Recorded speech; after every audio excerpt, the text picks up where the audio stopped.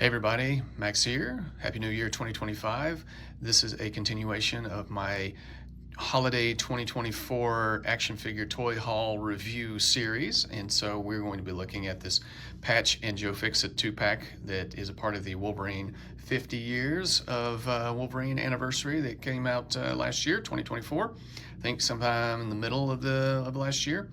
Had my eye on this set for a while and took advantage of the GameStop buy two get one free special they had during the month of December 2024, and am not disappointed with this set. I got this guy, these two guys, and two Punisher War Journal sets. So be on the lookout for those videos, the new Punisher and the Bushwhacker, and also be looking on eBay. If you find a reasonably priced Punisher War Journal 2-pack, that's probably me. So, but getting into this particular set, this is by far, I think, the one I had the most interest in, and I think is probably the best in my opinion. There's several others, but just this one seems the most unique to me because I like Wolverine in his patch persona. Him in a white tuxedo is really a really unique look. I prefer Wolverine in kind of plain clothes. Yes, he's cool in costume, but he works just as well in just plain street clothes. He's always Wolverine, 100%. Doesn't matter what he's wearing. So this is really cool. Look, here is the back of the package. This is new artwork by Phil Noto. He's a great comic artist, and he's paying homage to Wolverine issue number 8, written by Chris Claremont, I believe, and that is Big John Buscema, I think, is that he was the artist at the early issues of the original Wolverine ongoing series. So this is when he met up with Joe Fixit, and I don't think they actually have this look in the issue itself. They might not be white, they may be blue or something like that. But at any rate, here's some close-up of the Joe Fixit art, or the Gray Hulk if you prefer, and close-up of Wolverine in his patch persona. So that's the package. Let's dive into the figures. Wolverine comes with, or Patch I should say, comes with 2 closed fists. He comes with the clawed hands, of course. He comes with this face head sculpt, and then this second one here. And I like them both. This one's more of a smirky. He has a smirk here, and then more of a grimace. And I like them both, and so I threw this one on my Kit Bash Old Man Logan body with the claws from the Powers of X Wolverine in the brown and tan. These are really great claws, and of course Wolverine was Logan Patch. He wasn't always in a tuxedo when he was in Madripoor, so this is a great look. Like I said, I like Wolverine in plain clothes, and so there's the head sculpt for that guy. So he comes with those things. Hulk comes with 2 fists, right and left. Strangely enough, he comes with a trigger finger right hand because the previous Joe Fixit had a gigantic Tommy gun that must have fired 50 caliber BMG rounds, but doesn't come with this set. But I guess Hasbro, being cheap and lazy, just decided to throw this hand in, I guess, assuming you already have that other Joe Fixit, and you can put that gigantic Tommy gun in his hand. But that was not depicted in that particular issue, so there you go. And then he has his snarling head and the more stoic kind of simian look. Now, I will say that I like the head sculpts on the previous Joe Fixit with the pinstripe suit, but I don't need 2 Gray Hulks. I'm not the biggest fan of the Hulk, and I don't need 2 Joe Fixits. So this served my purpose. Essentially, I wanted a Gray Hulk to complete my new Fantastic Four team. But this is really cool. He's got, it's a really good sculpt. This may have been used on that Bruce Banner Gray Hulk Earth's Mightiest 2-pack that came out in 2023, I think. And correct me if I'm wrong, but really good hair, very good sculpt, good wash there, kind of blue and gray, bluish gray, along with black, and just kind of a stoic, traditional look, or kind of an early look when he was gray, when he was a Gray Hulk, when he was initially created. So I'm going to get Hulk out of the way and talk about him first, because I'm really here for Patch. and because he's definitely my favorite. But I got to say that I was actually quite surprised at how much I like this figure. He's heavy, he's beefy, he's actually much more solid than I was expecting. And yes, I knew going in this big old action figure is going to have limited articulation, which is unfortunate in my opinion. That he deserves double jointed elbows and double jointed knees, but it's just kind of, I guess it's a cost saving kind of thing. But you know, looking at the head sculpt, very well done. They got the teeth, the red in the mouth, the white of the teeth, the snarling, angry face. He has, you know, good hair sculpt, same blue, gray, black, all the way around. I don't have any complaints about the head sculpts at all. So the head is really good. It is on a ball joint, and it fits on there a little. It comes off. It goes on easy, but it comes off a little too easy, in my opinion. And you can see a gap back there, and that is probably one of my bigger gripes with some of the ball joints. Maybe the peg is a little too long. I don't know. I mean, it kind of, when he's back, his neck is back like that, it covers up. It's fairly covered, but I don't know. My OCD kicks in, and I just don't like it. So,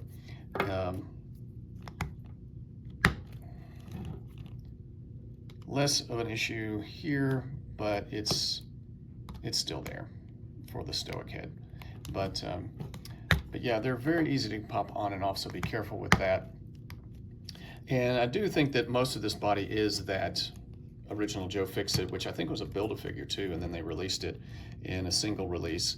But I think some people have complained about legs falling off and that sort of thing. I haven't had an issue with that here, so I'm very, whoops, he shakes the whole table when he falls over.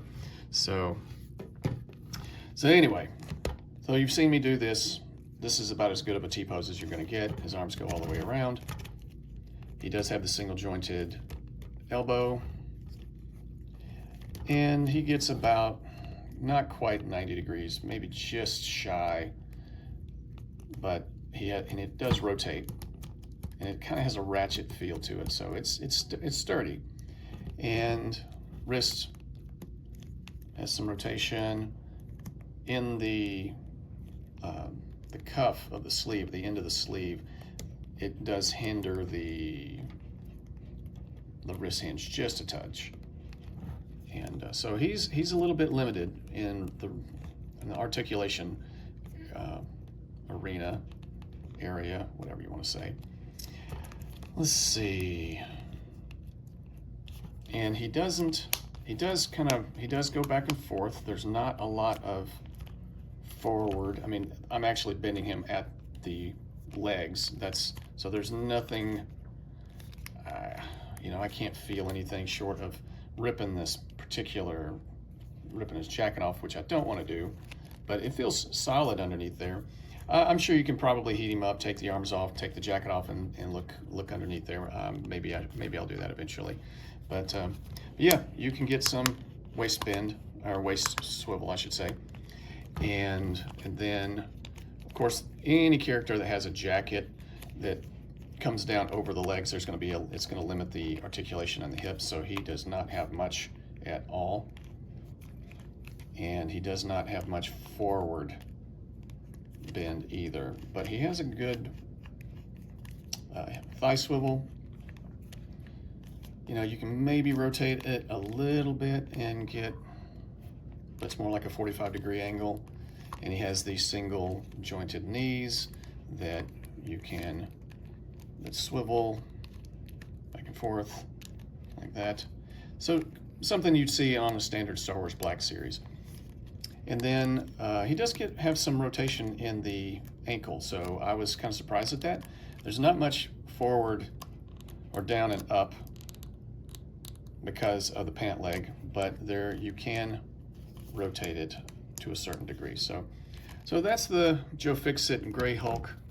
Like I said, he's big and beefy, and you can't get him in a lot of dynamic poses, but it kind of is what it is. I'm on a whole, like I said, I typically don't like these big characters because of the limited articulation, and I'm sure it's probably just a cost-saving measure. But on a whole, I like the way he looks. I think he's just he fits the bill for what I was looking for, so I'm very pleased, and he feels so solid. That's another plus in my opinion for that guy. So, all right, so let's get into Patch, and yeah, I this is gonna go down as one of my all-time favorite Wolverine figures. And even though there is some limited articulation because of the jacket, he has some of the, this is one of the best head sculpts, the two, and really good articulation in the arms. There's no butterfly joint, but I'm okay with that. I'm here for the overall look and aesthetic of this particular version of Wolverine, and it honestly kind of completes my Wolverine, I guess, collection in a way. It's like I needed a Patch character, head sculpt, and now I have one, and he's got the tuxedo and all that. So maybe I've got the brown suit, several blue suits, and yeah, so I might be done with Wolverine for the time being until something else comes out that kind of there's a new Wolverine, Ultimate Wolverine that's coming out. It should be on pre-order now. I might get it down the line. It's not one of my favorites, so we'll see. I can live without that one. Especially, I think the head sculpt is probably they're reusing that, and so anyway, pretty good forward bend on the head. Goes back that far. Paint and digital face print is very good. Arms do go all the way around. Like I said, no butterfly joint. Really good bicep swivel and pinless joints, elbows and knees. And these have got, I think these are the Wolverine movie claws. And I gotta say, these are by far some of the best claws. These are right up there. These are probably right out of the box the best claws I have seen. Now, like I said, I like these that came with the Powers of X Wolverine. Those are pretty cool as well, very sturdy and thick, and these are no different. I think I may prefer these a little more, but I'm glad that I didn't have to heat up anything. They're flexible and whatnot. They're flexible but not necessarily flimsy, so they're mounted very well. And that is always, when it comes to Wolverine figures, that is the number one thing. It's like, how do the claws look? You got to get the claws right, and I think they really did with this one. And there's not much in terms of paint on him. I mean, basically, I think that is just a black bow tie that's glued on, and everything else is just molded white plastic. And so there's really nothing to write home about in terms of paint apps or anything like that. Oh, I just noticed this under the light. There's some kind of flesh-toned paint kind of rub right there. I wonder how that got there. Oh, on the jacket too. Never noticed that before. I'm gonna have to clean that up. Okay, so because of the jacket, the legs will be limited a little bit, and from what I can tell, the hip joints, the hip sockets are fairly shallow, so he gets decent splits, but the forward kicking forward is not, you're not going to get much. But you can get him into a decent kind of running pose if you work it, and he has some waist swivel, so you can kind of position it in such a way so the opening kind of lines up with the upper thigh, and you can get a kind of a decent running pose as a result. But really good thigh swivel. The knees are on the left are a little stiff, and the upper knee is a little stiff.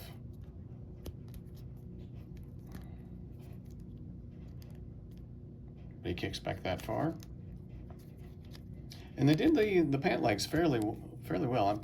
There's good creases and folds, and they're thick. You know, like sometimes, I mean, when he's in costume, he's depicted as being very muscular, and sometimes when you put characters in plain clothes, they look skinnier. But when you compare them side to side, it's like, where'd all the muscle go? So this is okay. This is okay. I think it could maybe be a little thicker, but not much to really complain about.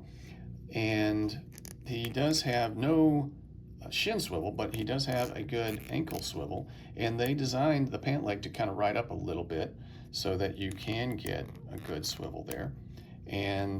But of course, the trade-off is that there is not much up and down with regards to his shoes. So, but they are fairly well designed. I mean, you've got you can see some stitching and the laces, and no tread on the bottom or anything, but pretty good on a whole. I really like this particular look. Like I said, he's gonna be on prominent display for quite a while in my collection. So I'm very, very pleased. Yes, limited articulation, but I'm not really broken up about it. For me, this particular Wolverine it's all about just the overarching look, and I think they captured him fairly well. So, okay.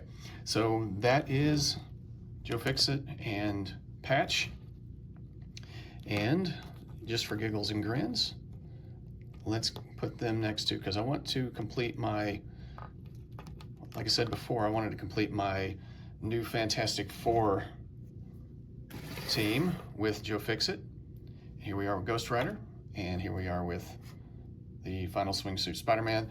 Yes, this is an MCU figure, but he's the closest representation to the comic that I have of Spider-Man right now. And so yeah. So another team completed. So yeah. All right, do you have these figures? What'd you think? Did you have any issues with them? Let me know in the comments section. Are you as big a fan of this particular Wolverine figure as I am? Do you have any of these others? Are you a new Fantastic Four fan? Let me know in the comments. I'm going to give these two guys I want to give them a warp factor for both. They're kind of the same. I think as a warp factor of 9 for the set, and I'll probably give this, give Joe Fixit here a warp factor of 8.5. He looks great, but yeah, the articulation is limited. The same way with Patch, but I think he's an 8.5. Honestly, no, I'm going to change that. I'm going to say overarching 9.25 for the set, and then a warp factor of 8 for this guy, and a warp factor of 9 for this guy. That might not average out exactly, but bear with me. So anyway, hope you liked the video. Feel free to like, share, and subscribe, and I'll talk to you guys next time. Take care.